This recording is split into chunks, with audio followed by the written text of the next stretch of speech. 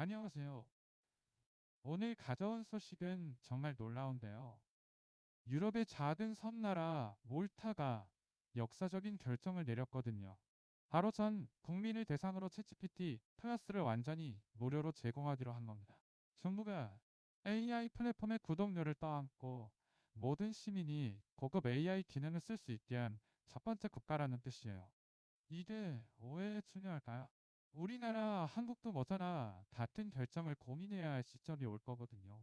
특히 복지 현장, 청년 지원금 신청, 기초연금 처리 같은 공공 영역에서 AI를 어떻게 활용할 건지가 관건이에요.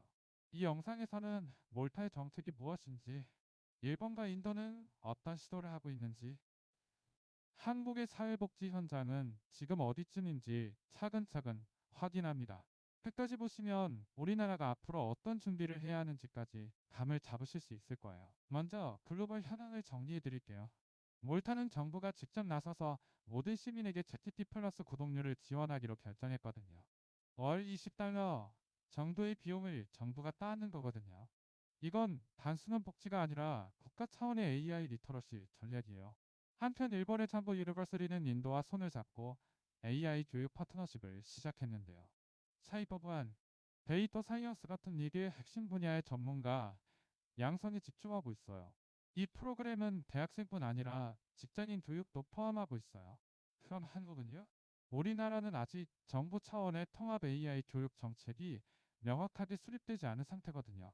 부처별로 타진 시도들이 있지만 몰타나 일본처럼 일관된 비전을 제시하는 국가 정책이 부족한 상황이에요. 이게 우리가 주목해야 할 대목이에요. 몰타의 이 결정이 세계 미디어에서 화제가 된 이유를 풀어드릴게요. 지금까지 AI 고급 기능은 월 20달러를 낼 수 있는 사람들의 것이었거든요. 개발도상국이나 저소득층은 접근 자체가 어려웠어요. 몰타 정부는 이걸 해결하겠다고 나선 겁니다. 우리 국민이 AI 시대에 뒤처지면 안 된다는 일관된 철학이 있었던 거죠. 인구 12만 명의 작은 나라가 전 국민 AI 교육에 나선 이유는 미래 경쟁력 때문이에요. 앞으로 10년 후 노동시장은 AI를 쓸 수 있는 사람과 없는 사람으로 완전히 나뉠 거거든요. 복지 현장도 마찬가지예요. 사회복지사들이 기초연금 신청 대상자 말고 청년 지원금 이용 자격 판정 같은 일을 할 때 AI 도구를 못 쓴다면 처리 속도는 느리고 실수는 늘어날 수밖에 없어요.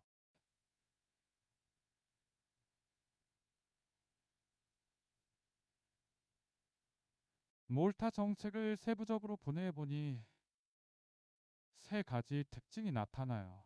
첫 번째는 구독료 자체를 정부가 다 낸다는 거죠. 이건 교과서 나눠주는 것처럼 AI 도구를 공공자산으로 취급하겠다는 의미예요.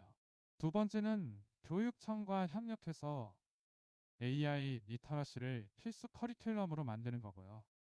세 번째는 공공 서비스, 즉 복지 신청, 세금 신고 같은 행정 업무에서 AI를 필수로 활용하게 만드는 거예요.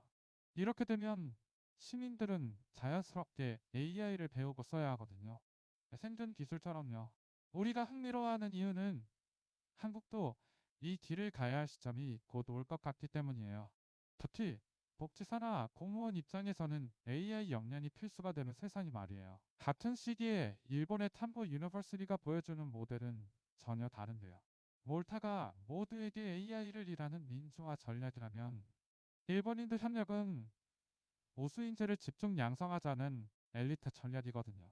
일본 도쿄에서 개최된 인도 일본 고등교육 포럼에서 탐보 유니버시티 윌슨 학장이 발표한 내용을 보면 네이트 핵심 분야 사이버 보안, 데이터 사이언스, 인공지능, 통신에서 전문 석사 프로그램을 확대하고 있어요. 교토 캠퍼스에서도 AI, 컴퓨터 과학 전공을 새로 추가했고요. 이건 대학 수준의 제도적 지원이라 훨씬 깊이 있는 교육을 가능하게 해요. 몰타식과 일본식, 수적단 모두 필요한 이유는 이거예요. 시대에는 기본기를 아는 모든 국민과 심화 지식을 가진 전문가가 동시에 필요하거든요. 한국은 지금 둘 다 부족한 상태이에요. 이제 우리 현실로 돌아와 봅시다. 한국의 사회복지 현장에서 AI는 지금 어떤 위치에 있을까요? 서울의 한 구청복지 담당 공무원이나 부산의 사회복지사들을 생각해 보세요. 기초생활수급자 신청, 기초연금 자격 심사, 청년 월세 지원금 대상자 발굴 같은 업무를 매일 하는데 이 일들이 매우 반복적이고 시간이 많이 걸린다는 거죠. 한 번 한 번 서류를 확인하고 기준을 맞춰봐야 해요. AI로 자동화할 수 있는 부분이 많은데도 말이에요. 큰 문제는 복지사 개인의 AI 리터러시 격차가 심하다는 점이에요. 챗GPT를 매일 쓰는 복지사가 있는 반면 아직도 엑셀이나 한글이 전부인 복지사도 많거든요. 이 격차가 결국 서비스 품질 격차로 이어져요. 청년들이 지원금을 신청할 때도 서울의 강남구는 온라인 신청 시스템이 완전 자동화되어 있지만 지방의 작은 군 지역은 여전히 수기 심사를 해야 하는 상황이죠. 이게 정책 격차거든요. 통계를 보면 한국의 현실이 더 선명해져요. 중앙부처의 AI 도입률이 35% 정도인데 비해 지방 기초자치단체는 고작 12% 수준이라고 해요. 복지 현장의 대부분이 기초자치단체거든요. 서울, 부산, 광주 같은 대도시와 전국 195개 기초자치단체의 격차가 엄청나다는 뜻이죠. 더 심각한 건 사회복지사들의 AI 교육 경험률인데 약 18% 정도만 정식 AI 교육을 받은 적 있다고 합니다. 대부분은 유튜브나 개인 블로그로 독학하거나 심지어 몇 번 써본 것도 없어요. 이건 전문가 양성 구조 자체가 없다는 증거거든요. 몰타가 전 국민 무료 AI 교육에 나선 이유가 여기 있어요. 격차를 방치하면 결국 복지 수급자들도 청년들도 피해를 입는다는 거죠. 몰타 정부 공식 입장을 보면 이런 말이 있어요.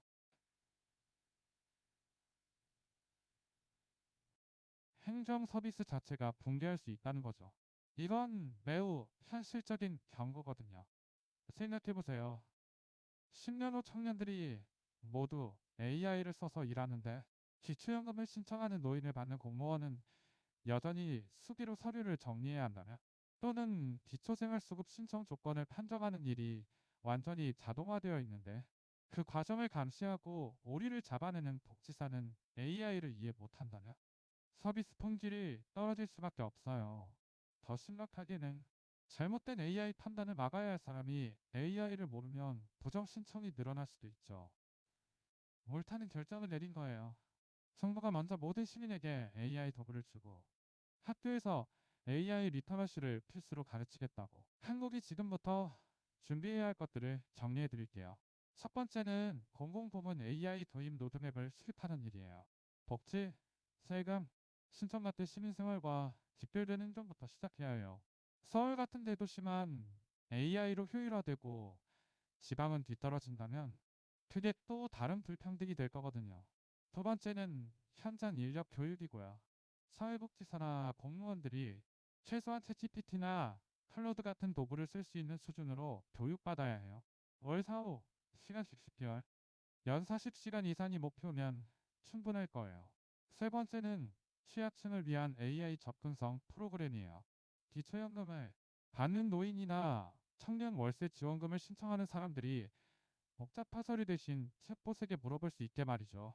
이게 몰타식 포용 전략이에요. 마지막으로 한 가지 질문을 드려요. 한국은 언제 이런 결정을 내릴까요?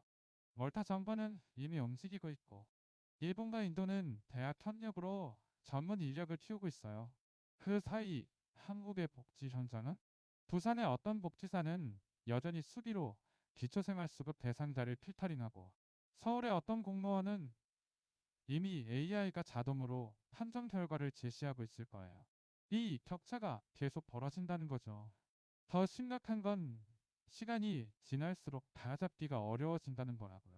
지금 기초 단계에서 교육과 투자를 안 하면 5년, 10년 뒤에는 한국의 복지 행정이 국제 기준에서 뒤떨어질 수도 있어요. 정부가 정책을 수립하는 시간이 곧 시민들이 서비스 격차를 겪는 시간이 된다는 뜻이에요. 우리가 이 뉴스를 주목해야 하는 거거든요. 오늘 내용을 정리하자면 이러요. 몰타는 전 국민 AI 교육에 정부 예산을 투입하기로 결정했고 일본 인도는 대학 협력으로 전문 인력 양성에 나섰어요. 그 와중 한국의 사회복지 현장은 아직도 중앙과 지방의 AI 활용 격차가 심하고 복지사들의 AI 리터러시 교육이 체계적이지 못한 상태거든요. 결국 이 차이가 청년 지원금 신청, 기초연금 처리, 기초생활수급 한정 같은 일반 시민의 서비스 품질 격차로 이어진다는 거죠.